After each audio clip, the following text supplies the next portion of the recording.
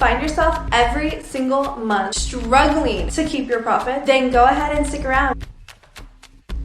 Hey guys, it's Christina. Welcome back to my channel. Now let's go ahead and get into the video and learn how we can price our products so that we can have the highest profits.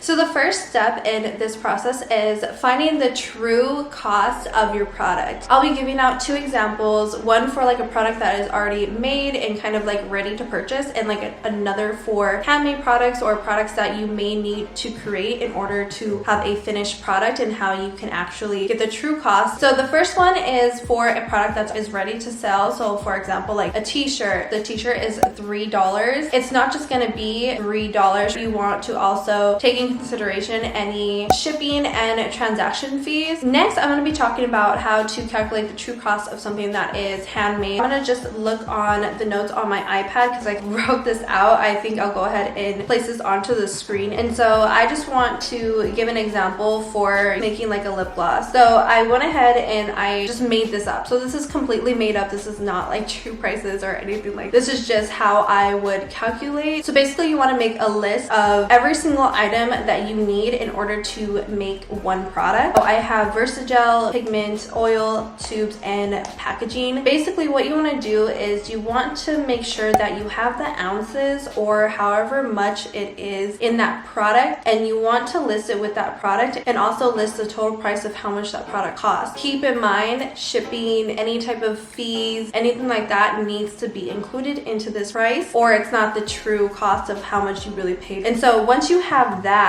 what you're going to do is that you're going to divide the price of the product into the ounces. For example, if I'm trying to make a lip gloss tube that is just 1 ounce, I need to calculate how much I am actually paying per ounce for the materials. Since it costs $10 for a 5-ounce pouch of Versagel, I'm going to divide that, and then it's actually going to cost me $2 per ounce. For 5 ounces of pigment, it costs me $5, so therefore it's $1 per ounce. And then 5 ounces of oil costs $5, again $1. Basically with all of the materials and everything like that, if you add it up, a 1 ounce tube of lip gloss is going to cost me $6, and that's my true cost of my product. So you really want to just divide the cost of the product by ounce, or whatever measurement that works for you. I always find that ounces is just so much easier. It kind of depends on your formula. So for example, if you're using 2 teaspoons of oil in your formula, then you're gonna have to see how many teaspoons are in 1 ounce. So I'm going to go ahead and use Alibaba.com for this example. If you're not very familiar with Alibaba, it's basically a platform filled with so many vendors. It's just a really great place if you are starting up a new business and you're a new entrepreneur. That's a great place to find a really good vendor and supplier. So I'm going to go into my app. I think I'm going to just do apparel. Let's see what they have here. Okay, let's do this 2-piece. So for this 2-piece, it looks like if I purchase between 2 and 49 sets, then it's going to be $7.90. But if I purchase more than 100, it's going to be $6.90. So those are things that you want to take in consideration. But let's just say, I'm going to add to cart. Let's just say I wanted to buy 10 of these. Then you want to start your order. And then there you go. So basically the $79 for 10 cents wasn't the true cost of the product. You have to also consider the shipping costs and any of the fees. So it's actually going to be $99.22, which is actually going to be $9.92. Okay, so it's another day and I completely forgot to mention this feature on Alibaba.com. It's a super cool service called RFQ, which means request for quotation. So basically you go ahead and you submit a quotation for what you're looking for, and then Alibaba.com looks over it, approves it, and then sends it out to a bunch of other suppliers to start bidding on. I really like this service because you don't have to spend hours upon hours trying to search for a supplier for what you're looking for, and then a lot of times you message them one by one and some of them don't reply, or it takes a lot longer for them to reply. With this, you get to really go into details of what exactly you want, send it out, and have suppliers come to you instead, which is amazing. So I'm going to show you guys how to do that really quick quickly. I'm gonna go into my Alibaba.com app. So here's the homepage for the RFQ, and as you can see, there's like a ton of, you know, just feedback, things that I may be interested in purchasing as well that other people have submitted. But we want to go, I'm not really gonna submit a quote because I don't want to waste anyone's time, but I'm going to show you guys how to do that. So we'll go ahead and submit for that, and then we'll want to fill out the product name. So I'll just do bracelets. Quantity, I'll do 100 pieces. Product details, tarnish, free, gold bracelets. That's where you'll go ahead and place that. I would try to be as detailed as possible because you really want to get an accurate quote, and sometimes some of the suppliers will give you just like a main quote, and this will help them really give you the most accurate quote.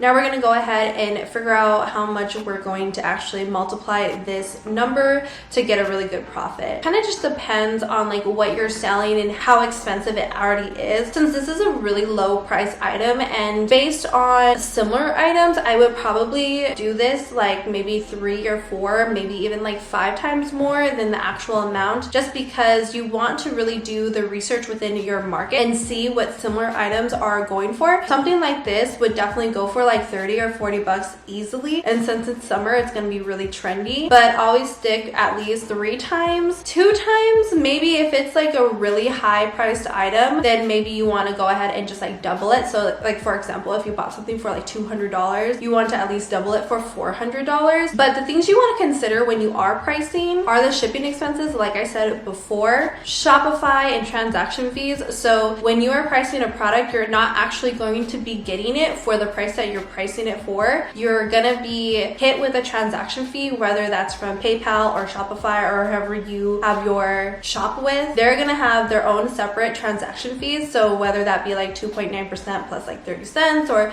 2.3, 2.5, whatever it is, you want to go ahead and subtract that from the amount. So if I'm selling this for $30, I'm gonna go ahead and do 2.9% of $30, and then you're gonna have to subtract that from the $30. And then you want to consider other things that aren't really pertaining to the actual product itself. This can include shipping labels, gas, boxes, taxes, other things that you want to keep in consideration when you are pricing these products that don't really get into the true cost of the product. Does that make sense? It's just sort of the extra stuff that you have to pay before you actually make an actual profit. And then another thing that you want to keep in consideration is discount codes. If you ever want to have a sale, or you want to have a quick little discount code, maybe for like the first order you're doing 10% off, you always want to make sure that you're still making a profit and you're not really losing money. So keep that in consideration when you're pricing your product. So whether you're multiplying it by 2 times, 3 times, 4 times the amount that you're actually buying it for,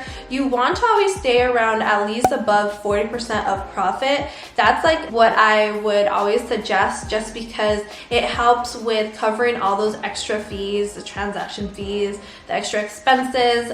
If you want to do a discount or a sale, you're not cutting into your actual profits, and you're still actually making a good amount of money. So once you've come up with your product price, let's go ahead and just test it out. So you want to go ahead and minus your transaction fees. Then if you want to advertise free shipping, you're most likely going to include that into the price. You want to see how much roughly the shipping would cost, so you want to minus that, and then take in consideration any discounts. So say if you ever in the future wanted to do like a 30% off sale, take 30% off that price and see what you're left with. Are you happy with that number? Is this something that you're okay with every single time that someone purchases this product? This is how much you're really gonna make. And if you're not, then you could always adjust it a little bit more, maybe not include free shipping, or just focus on adding more value, like really selling your customers the value of this product and why it's priced the way it is. And research your other competitors, see what they're doing, and if you can go like maybe a couple dollars more and not be like too high where you're scaring away buyers, but you know, be high enough that you're still making a really good profit. So that's it for today's video. I hope that you guys enjoyed it. Go ahead and follow me on Instagram, follow my business page on Instagram, like this video so that YouTube can share this free information with even more people, and I'll see you guys in my next video.